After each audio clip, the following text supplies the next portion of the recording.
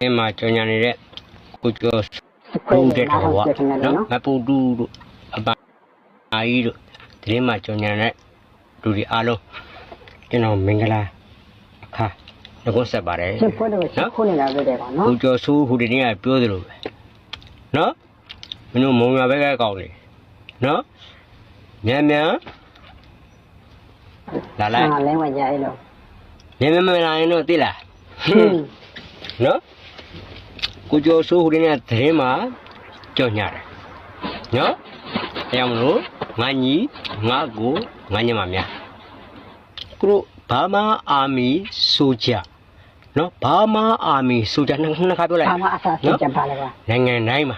em nó liên quan mà nhớ cô tụi cô tu bi đó nhớ na cái mà phá phết rồi vậy nó na cái đông à lú ngã đi à samala hoa đi à samala cô vũ ở lú sama khai như thế nhớ xin mà cô nó vất cả mấy lú là lú ngã lú gì à mấy lú ba mà lú cái chú à tôi chồng này là cái chú à tôi chồng nhớ tôi chồng sao mà lú mấy lú tiêu nguyên cho nhà bây giờ nó ra cái ngành gì ngã cổ rồi ngành mà rồi nó ra cái bà cô cho số sura này mấy nó nó thì các bạn lúc mà đi tiền sura vậy không phải là biểu đồ mày à mấy nó tí là mà bù đu sura biểu là sẽ khai được ngã rồi lý ra đấy quá mà bù đu sura rồi ngã rồi rất phát này nè nó ta ngã rồi mà bù đu được khó ra ta mà thì là sức khỏe bỏ mà để cái này đi đó đi chân phân cho số euro cho nhiều người bù đu mà rồi bây giờ cái dùng này rồi đi còn cái time gì có chết xí này nó nó bà mà mua ta đến ta mà số video pop lên lấy sẽ ra ra đến được đi sức khỏe để cái này bây giờ toái dùng này ra ra cô nó bà mà đi đến xin mà ta đến được na thao mà thấy được con này khi đến mà đi ở đây này bây giờ đi đến xin mà bây giờ phim này là số ra đi con này cái chân phơi cái đi làm phim đi chân phơi cái này bây giờ nó cho cái đi bây giờ đi ngắt chồng này đó sạc lấy gông đó mà phụ cái là đó số ra nó sẽ đến để về ná thao này bà mà là sức khỏe này đâu mà sai mình dùng để đó sức khỏe ô gì ôm hai cái toa dùng là chỉ là để con sức khỏe của này bây giờ cái nhà đó bây giờ đâu mà vào nó sự ta đi lâu này bây giờ mua ra màပြောvô nó thế nào bù đu sura ngã rồi nhà mà lấy rồi là vậy ngã rồi lấy được xin gì vậy cái số bỏ là tôi cho nhà đây rất khá rồi nó có mai rồi nó tôi thấy mình làm mấy này luôn ạ tôi rồi nhá chạy mà bù đu vậy cô cho số vậy nó còn liều gì nó tôi chơi là thế nhiều mình nát không vậy cái là này nó lú gì vậy qua phía bên mình cho nhà đó anh lấy cái cho nhà đó mà bù cái là mình tí bù luôn nè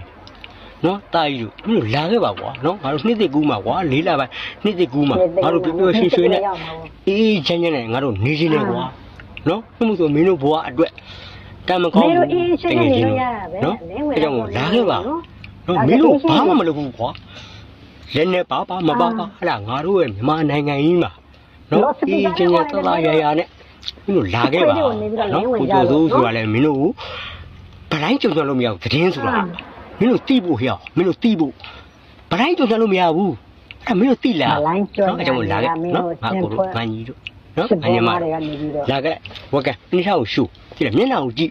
ngã lụt chết đi nào hiểu tại nhá lụt bóc cái này thì mình chết đi nào miếng vậy ta mà sắp khơi cái này bây giờ ta mà vô nó trái nó mà cao mà bu trái gì gì cái phía trên này vô mà trên trên này vô cái chỉ lại là nó ti đà về nàoတော်လှန်ရေးကပြီးသွားပြီမင်းတို့တော်လှန်ရေးကပြီးသွားပြီနော်တွေ့ကြတယ် MG အတွက် PDF တွေကအသေးခံပေးနေရတယ် PDF တွေအိမ်ပြန်ကြဒီ MG လောက်ပုံမျိုးနဲ့ဒီတော်လှန်ရေးဘလို့မှနိုင်လို့မရအဲ့ဒီစကားတွေကိုတောက်လျှောက်ပြောနေတန်နေကြားတယ်မလားအောက်တန်းသားတွေငါစကားဖြတ်ယူပြီးတော့ကိုစီပြောနေတယ်ဆိုလို့ရင်လည်းလောက်ပါကွာဟုတ်တယ်မလားအဲ့ဒီအတန်တွေကိုကြားနေရတယ်မလားခင်ဗျားတို့ social media တုံးတဲ့တောက်လျှောက်မှာအဲ့ဒီစကားလုံးတွေကိုကြားနေရတယ်မလားတွင်တွင်လှန်လှန်အခုနောက်ပိုင်းပုံမကြားဘူးလားတော်လှန်ရေးအယုံကြည်မရှိတော့ဘူးဆိုတဲ့စကားတွေမကြားဘူးလားတော်လှန်ရေးပြီးသွားပြီတော်လှန်ရေးရှုံးသွားပြီဆိုတဲ့စကားတွေရောမကြားဘူးရန်သူဘက်ကပြောတာပုံဘူးနော်တော်လှန်ရေးဘက်ကပါဆိုတဲ့သူတွေပြောတာ အဲ့တော့ဒီနေရာမှာကျွန်တော်မေးချင်ပါတယ်တော်လန်ရေးကပြီးသွားပြီတော်လန်ရေးရှုံးသွားပြီဆိုဘယ်အပိုင်းရှုံးနေတာ စစ်ခွဲတဲ့တခြားနား အဲ့တော်လန်ရေးပြီးသွားပြီတော်လန်ရေးရှုံးနေတယ်လို့ရှုံးသွားပြီအားလုံးပြီးသွားပြီလို့ပြောတဲ့လူတွေကိုမေးလိုက်ပါဘယ်အပိုင်းမှာရှုံးတာ စစ်ခွဲတဲ့တခြားနားတာမြေစစ်ခွဲတဲ့တခြားနားတာကိုစိတ်ပြနေတယ်စစ်ခွဲပြီးကိုစိတ်ပြနေတဲ့တခြားနားတာကိုစိတ်ပြ အမေရိကန်မှာတွားရောက်ခိုးလုံနေကြလို့ဘသူတွေကတတိယနိုင်ငံထောက်သွားလို့အဲ့တော့တော်လန်ရေးလောက်တဲ့လူပဲဘယ်လိုပြောမလဲတရားမှာ100ခိုင်နှုန်းလောက်ကနိုင်ငံခြားထွက်သွားလို့တတိယနိုင်ငံသွားလို့တော်လန်ရေးရှုံးသွားတာ အဲ့လို ဒါမှလူတရားမှာအဲ့ဒီ100ခိုင်နှုန်းလေးနိုင်ငံခြားထွက်တာနဲ့တော်လန်ရေးရှုံးသွားပြီလို့သုံးသပ်လိုက်တာပေါ့ဒါမှမဟုတ်ဘာကိုကြည့်ပြီးရှုံးတာကျွန်တော်အနေနဲ့အဲ့ဒီပြောတဲ့လူတွေကိုညံမီလို့ပါမေးတယ်ဟမ်တော်လိုင်းရှုံးသွားဆိုဘယ်အပိုင်းမှာရှုံးတာတန်တမန်ရေးတာစစ်ရေးတာလူလူထောက်ခံမှုလားဘယ်အပိုင်းမှာရှုံးတာတော်လိုင်းတရက်ကအဲ့3ချက်ကအဓိကပင်မပဲဟုတ်တယ်နော်တန်ခင်းတမန်ခင်းမှာရှုံးပြီလားစစ်ရေးမှာရှုံးပြီလားလူလူထောက်ခံမှုရှုံးပြီလက်ရှိကျွန်တော်တို့ຫນွေဦးတော်လိုင်းရေးကိုရှုံးပြီလို့ပြောနေတဲ့သူတွေကိုကြည့်လိုက်ပါ အဲ့ဒါစစ်ခွဲတယ်ပြတာ အစိုးရပိုင်းရလား ကျွန်တော်တို့မပြော မဟုတ်ဘူးလက်ရှိ EO ပိုင်းရလားမဟုတ်ဘူးဒါဆိုရင်ရဲဘော်ပိုင်းရလားမဟုတ်ပြန်ဘူးဟာဒါဆိုရင်ထောက်ဖို့ပိုင်းရလားဒါလည်းမဟုတ်ဘူးဟောဒါဆိုရင်လစဉ်ထောက်ပံ့နေတဲ့သူပေါ့အဲ့ဒါလည်းမဟုတ်ပြန်ဘူးဟာဒါဆိုရင်သူတို့ကတော်လိုင်းဘက်ကလို့ပြောတယ်သူတို့ကဘယ်နေရာကလဲတော့ဘယ်နေရာမှမဟုတ်ဘူးတော်လိုင်းရေးကိုရှုံးပြီးလို့ပြောနေတဲ့ကောင်တွေကောင်မတွေကြည့်လိုက်ဘယ်နေရာကဟာနေလဲ မာရတာကိုစိတ် ဘယ်နေရာမှစောက်ရမဝင်တဲ့ဟာကြီးလဲနော်အဲ့ဒါရှင်းရှင်းလေးအခု ဒီဒီနဲ့ကနေပဲပြောလေကချုံနေပြီပြောလေကချုံနေပြီဒီကောင်စစ်ဘောမားရဟောလာကိုစိအဲ့ဒါကျွန်တော်တို့ကောင်းမှသိတယ်ကျွန်တော်တို့ပြည်သူတွေသိတယ်နော်တော်လေကချုံနေပြီလဲဝင်ကြ PDF ညီကညီမငယ်လေးတဲ့လဲဝင်လာကြဆိုတာဒီသူပြန်ရတယ်အဲ့ဒါကိုစိတဲ့ကြည့်ရတယ်နော်ဒီကျန်ဖက်စစ်တဲ့တွေကနေပြီးတော့စစ်လော်ပြီးတယ်နော်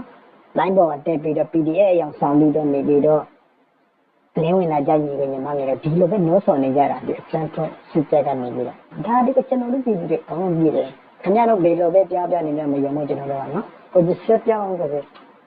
ဒီရက်ပိုင်းမှာဒီတော်လန်ရေးရှုံးပြီတော်လန်ရေးကပြီးသွားပြီPDF တွေက UNG အတွက်အသေးခံပေးနေရဆိုတဲ့စကားတွေကို social media မှာလှိုင်းထုတ်လွှင့်နေကြတာအားလုံးတွေ့လိမ့်မယ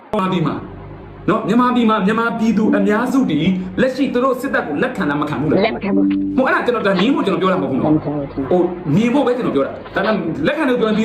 တော့ကျွန်တော်မညင်းဒါပေမဲ့အမှန်ပါလဲဆိုတော့အားလုံးသိပါတယ်မြန်မာပြည်သူလူဦးရေတန်း50ကျော်60နီးပါးရှိတယ်အဲ့ဒီတန်း50ကျော်60နီးပါးမှာတန်း40ကျော်လောက်ကစစ်တပ်ကိုလက်ခံတာထောက်ခံတာ စစ်တဲ့ထောက်ခံတယ်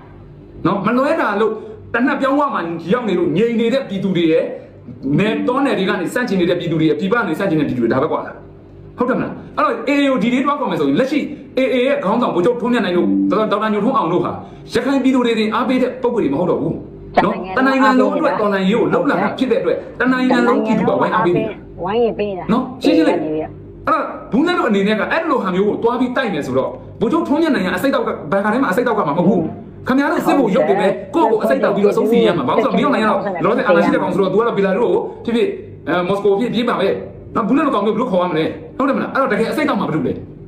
တော့စစ်သားအခုလက်ရှိဒီနေ့ခက်ဖြစ်နေတာစစ်ကြောင်းတွေးလို့ပြည်သူတွေကတရင်ပေးဘယ်လိုခေါ်လဲအစစ်သားတွေဘယ်နှရောက်နေတယ်မပြောဘူးနော်ခွေးတွေဘယ်နှရောက်နေလဲခွေးအင်အားဘယ်လောက်ရှိလဲခွေးစစ်ကြောင်းဘယ်လောက်ရှိလဲစသဖြင့်အဲ့လိုပြောတာအဲ့လိုမျိုးပြည်သူကတော်လိုင်းဘက်မှာအပြည့်အဝရှိ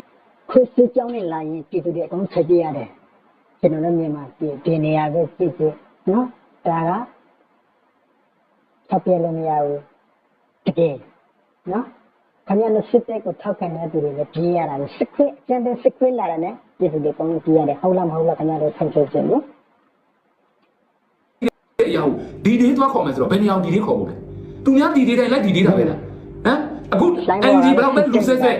UNG ကလာဟဲ့ဒီနေ့ဒီရက်မှာတနိုင်ငံလုံးဖွက်ချမယ်ငါတို့ဝင်ကြီးတွေပါငါတို့နော်အစိုးရအဖွဲ့ဝင်တွေပါမြေပြင်စင်းပြီးအကုန်လုံးတိုက်မယ်တနိုင်ငံလုံးတနက်မရှိဓာတ်တွေဓာတ်နဲ့စင်းခုတ်လောက်ရဲတဲ့လူလာခဲ့လို့ဒီဒေးခေါ်လိုက်ကြည့်အသေးခံပြီးထွက်ချမယ်လူတပုံထွက်လာမှာ ကျွန်တော်လိုက်မှာကို ယုံထားတယ်ဟဲ့လားဘယ်တော့ပဲ UNG ဆန်းနေကြပါစေဒါပေမဲ့မင်းတို့စစ်တပ်ဒီဒေးခေါ်လို့မင်းတို့စစ်သားတွေတော့လိုက်လာရင်မေးချီလေမဟုတ်ပြည်သူမပြောနဲ့နော်ဒီဒေးခေါ်မယ်ဆိုအဲ့တော့ဒီဒေးသူများဒီဒေးတိုင်းပတ်လို့ပဲစားလိုက်ဒီဒေးလို့မရဘူးဟုတ်တယ်မလား မလာဘူး ဒီဒေးခေါ်ပြီးချမယ်ရခိုင်ကိုဒီဒေးခေါ်ပြီးချမယ်ဟဲ့ဘယ်စစ်သားတွေလိုက်မလဲလို့မေးကြည့် ဒီစစ်ခွေးမစေးမှာမလိုက်ဘူး အဲ့ဒါလေးပဲမေးကြည့်ပြည်သူကမမင်းနဲ့အဲ့ကိုစစ်ကိုမတိကြတာအဲ့တော့ကြော်မျိုးမင်းစော်လားနဲတော်နဲတည်းတကယ်တော့ကြော်မျိုးမင်းရပါလေ အောက်ဖဲလန်းလိုက် အချင်းလေးကောင်းပြီခဲ့ဆိုပြီးတော့အောက်ဖဲလှန်လိုက်တာဟုတ်တယ်မလားသူလှန်မယ်ဆိုလဲလှန်ချင်းစရာပဲအဲ့တော့တော်လန်ရေးဘက်ကလူတွေအနေနဲ့စီးလုံးဖို့လာလောက်ကြနော်တို့ကစင်ပေါ်ကဘာဖြစ်လို့လဲတော်လန်ရေးအစမှာအဲ့ဒီနေမြေတွေအားလုံးကသူတို့အောက်မှာ တို့က0ကစခဲ့တဲ့ကောင်လေး ဟုတ်တယ် တော်လိုင်းစံကစားတို့ရှိမှာတနက်နေတို့ရှိကြည့်ပါလားအဲ့တော့တည်းပွဲပြတ်တာပေါ့ဟုတ်တယ်မလားမရှိလို့0ဘိုးကနေကောက်ချစ်ရုံးကန်ပြီးတော့ဒီအခြေအနေတိပြစ်လာအောင်စူးစမ်းခဲ့ကြတာတို့ကစင်ပေါ်ကဟုတ်တယ်မလားအသာစီးပဲအခုကြောက်ဖြူအသေးအံတို့တိုက်နေကြတယ်အေးကလည်းအသေးအံတိုက်နေတယ်စစ်ပွဲတွေကလည်းအသေးအံကာဝယ်နေဒါပေမဲ့ကြောက်ဖြူကိုအေးရဝိုင်းအေးအတွက်အမျက်အနိုင်အောင်ပွဲ ဟုတ်တယ် ကြောက်ဖြူအေးမရနေတွေ့စစ်တပ်ကနိုင်နေတာမဟုတ်ဘူးတရေကြနေတာနော်တရေတော်မှသူ့ဘက်ကနိုင်နေသေးတယ်ဘာဖြစ်လို့လဲစစ်ကိုပြစ်ကိုအလုံးအင်းနဲ့ကြာရှုံးပြီးတော့ဒီကြောက်ဖြူကဝယ်နေရတာအဲ့တော့ဘလူးဘက်ကတာကြောက်ဖြူအေးနောက်ကဟောက်စစ်တပ်ကသွားတိုက်နေမှာမဟုတ်ဘူးလေဟုတ်တယ်မလားအေးပိုင်ထားတဲ့ကြောက်ဖြူကိုစစ်တပ်ကသွားတိုက်နေတယ်ဆိုရင်တော့ဒါတစ်မျိုးအခုကစစ်တပ်လက်အောက်မှာရှိတဲ့ကြောက်ဖြူကိုအေးရတိုက်နေတာခုနကမှကြောင်မျိုးမျိုးပေါ်လဲဝင်ခံသွားတယ်တွေ့တယ်မလားငါတို့ပြောတာမဟုတ်တော့လာမစဲနဲ့ဘောမနေမင်းကြောင်မျိုးမျိုးသွားစဲကြောင်မျိုးမျိုးပေါ်လဲမင်းတို့ချင်းကြပါတွေ့လားတစ်ခိုင်မှာဘယ်နေမှပြန်မသိနိုင်သေးဘူးမသိနိုင်တဲ့ပြင်အေအောင်ဒီတိုင်းအထိကြော်ကြပြီးတော့မင်းတို့ပြေးနေတဲ့အေးတွေကိုမင်းတို့ဘာမှလုပ်နိုင်ဘူးအဲ့ဒါအရှိတွေကဟုတ်တယ်မလားမင်းတို့ကမသိနိုင်မဟုတ်တိတယ်တော့ငါတို့တော့ပြောစရာမလိုဘူးတော့ကြောင်မျိုးမင်းကိုဆဲချင်တွားဆဲကြကြောင်မျိုးမင်းကတော့မင်းတို့ကိုဘာလို့ဝါပြီးတောက်ခဲခံသွားပြီ တကယ်နားတော့နော်